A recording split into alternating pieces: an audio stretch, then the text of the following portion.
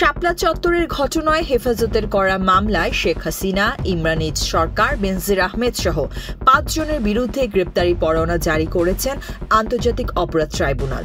এছাড়া এই মামলায় ৪ জন অভিযুক্ত যারা গ্রেপ্তার হয়ে কারাগারে আছেন তাদের প্রোডাকশন ওয়ারেন্ট মূলে হাজির করার নির্দেশ দিয়েছেন।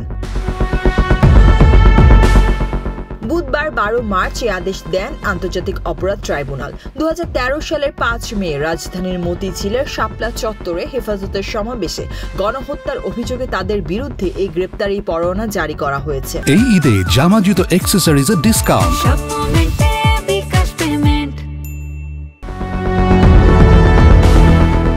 আসামিদের মধ্যে রয়েছেন সাবেক স্বরাষ্ট্রমন্ত্রী মহিউদ্দিন খান আলমগীর, গণজাগরণ মঞ্চের মুখপাত্র ইমরান এইচ সরকার, সাবেক আইজিপি হাসান মাহমুদ খন্দকার ও বেনজির আহমেদ।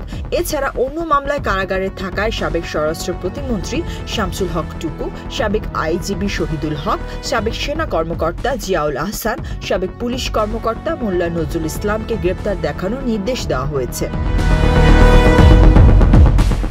এর আগে ২০১৩ সালের ৫ মে রাজধানীর মতিঝিলের শাপলা চত্বরে গণহত্যার অভিযোগ এনে শেখ হাসিনা সহ ৫০ জনের বিরুদ্ধে অভিযোগ করে হেফাজতে ইসলাম।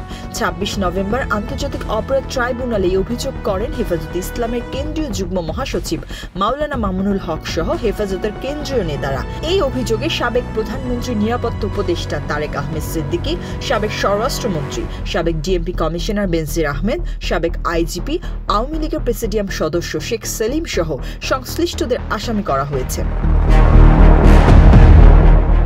অভিযোগে বলা হয়, শান্তিপূর্ণ সমাবেশে ব্ল্যাক আউট করে আইনশৃঙ্খলা বাহিনীর অতর্কিত হামলায় গুলি করে হত্যা করা হয় শতাধিক ধর্মপ্রাণ মুসলমানকে। পরে সরকারের পক্ষ থেকে শাপলা চত্বরে গুলি করে কাউকে হত্যা করা হয়নি বলে দাবি করে তৎকালীন সরকার। এ ঘটনার সুষ্ঠু তদন্ত করে দোষীদের শাস্তির দাবি জানান তারা। ১১ বছর আগে ঢাকার শাপলা চত্বরের অবস্থান নিয়ে আলোচনায় এসেছিল কওমি মাদ্রাসা ভিত্তিক সংগঠন হেফাজতে ইসলাম। কয়েকজন ব্লগারের বিরুদ্ধে ইসলাম ধর্ম নিয়ে কটূক্তি করার অভিযোগ ও নারী নীতির বিরোধিতা করা সহ ১৩ দফা দাবি তুলে হেফাজতে ইসলাম ওই কর্মসূচি দিয়েছিল। ২০১৩ সালের ৫ মে দিনভর উত্তেজনা ও সহিংসতা ছড়িয়েছিল সংগঠনটির ওই কর্মসূচিকে কেন্দ্র করে। সেই রাতে রাজধানীর অন্যতম বাণিজ্যিক এলাকা মতিঝিলের শাপলা চত্বর ঘিরে তৈরি হয়েছিল এক ভীতিকর পরিবেশ।